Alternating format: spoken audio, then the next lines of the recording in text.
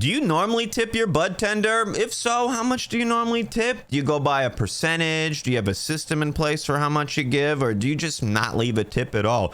I'm going to talk about how I feel about this at medical and recreational shops. And I'm also going to bring up some things that I've heard, suggestions from other people, and things that I've read in different articles. And I'm also going to give you some sneaky little tricks that I used to use as a bud tender to get way more tips, because I think this is a very interesting topic. Somebody brought it up on my Twitch stream the other day, where if you don't follow me on Twitch, you're missing the dankest smoke sesh on the internet. It's every night after 9 p.m. Eastern, twitch.tv/Cewpins. Don't miss out. But tipping has always been a wild thing to me. Like, when you learn that there's restaurants out there that just pay people like $2 an hour and they hope that the customers are going to make up the rest of it, it seems wild, right?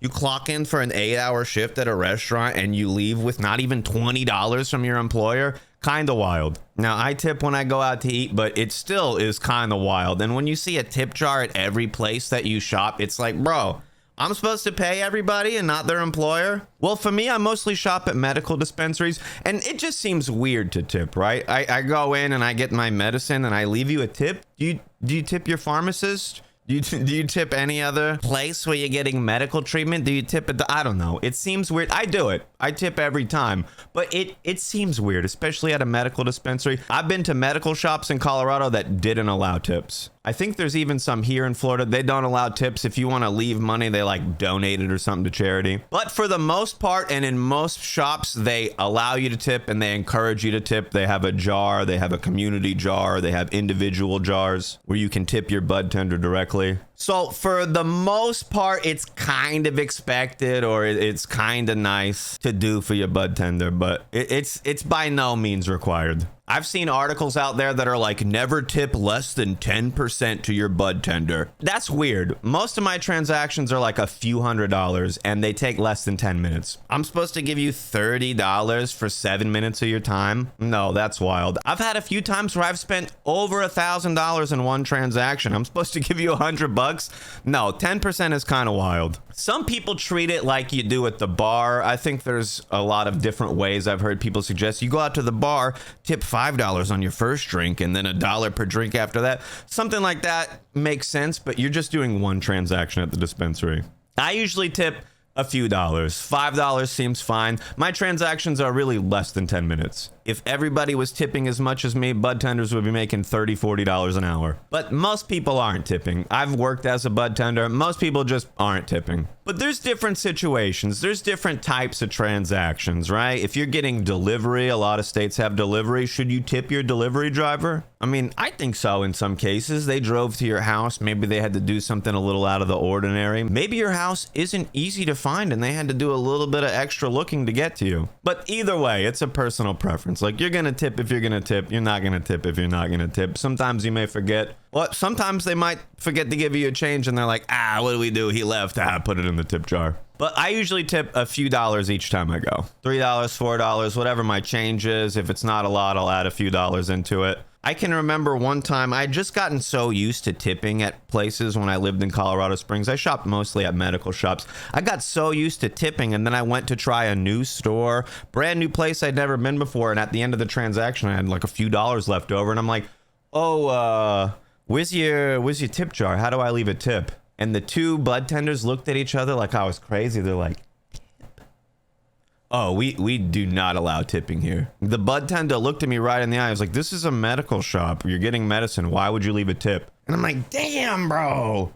It makes so much sense. But like every other place has tip jars or they let you tip. So it's like, you're like one of the only ones. So really, if I could push a button and just get rid of tipping, like I probably would, because it's so dumb. If there's places out there that pay you less than like a livable wage, they pay you, I looked it up, the tipping wage, the federal minimum tipping wage is $2.13 an hour. There's people out there getting $2 an hour at their job and they think it's okay. There's no bud tender out there getting $2 an hour. If you work at a shop, you're getting at least minimum wage. Most places pay a little bit more, but you're getting at least minimum wage. So overall, I think you shouldn't have to tip, but you're going to get like weird looks if you don't at some places, or they're going to remember you as the guy that never tips because they're so used to everybody else tipping. I typically tip every time. I might forget here and there, but I usually tip every time I go to the dispo. Few bucks, $5. If somebody had to go above and beyond, if they had to go look for stuff and find things for me and do a bit more work than average, I usually give them a little bit more. Why not? But here are some sneaky little tricks that I used as a bud tender to get way more tips. And I have to say, it was my first job ever where they allowed tips. Most places that I worked before I worked at a dispo just didn't have tips. So I never thought about it. And like my first day getting tips, I was like, how do I maximize, bro? How do I get more tips? This is like a good portion of my income. How do I maximize? So here's some sneaky tricks that I use to get way more tips. Okay, so here are the tips. Have a lot of ones, all right? If somebody's change is $5.25 and you hand them a $5 bill and a quarter, you're dumb. I'm sorry, you're dumb. They're not gonna tip that $5 bill. The chance of them dropping that $5 bill in your tip jar, so low, so unbelievably low. Inconvenience them a little bit. Hand them 5 ones and a quarter. Hand them 5 ones, 2 dimes, and a nickel. You look at that, your change is $5.25. Somebody hands you 5 ones, 2 dimes, and a nickel. You're way more likely to leave some of that behind. Just give them more money. Whatever the amount is, give them as many bills as you can. If their change is $10 and you give them a $10 bill, you're an idiot. They're never going to tip you the $10 bill. If you give them a 5 and 5 ones, they'll probably give you a few bucks. If their change is $20 and you give them a $20 bill, you're so dumb. They're never going to give you the 20. You're expecting them to fish through their wallet and find a few extra dollars? No, it's not going to happen. If their change is 20, give them a 10, a 5 and 5 ones. Maybe give them a 10 and 10 ones. Quarters are wild too, because you give somebody quarters, they're probably just going to put them in their pocket because people like quarters. Just pretend you don't have quarters. If somebody's change is 80 cents, give them 8 dimes. You are getting every single one of those dimes in your tip jar. Dimes add up, bro. Dimes add up. So sure, you can be helpful. You can go above and beyond and give the customer all the information that you know. You can try your hardest to do whatever you can to please them and give them the best service ever, but they still might not leave you a tip.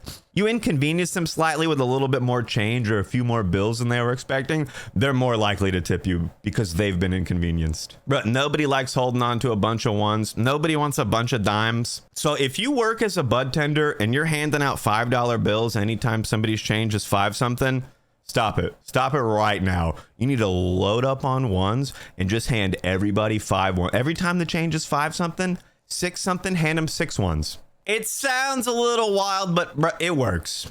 It works. Not everybody's going to tip. You're still going to hand somebody like a bunch of ones and a bunch of dimes, and they're just going to cram it in their pocket without even thinking about it because they're never going to tip no matter what.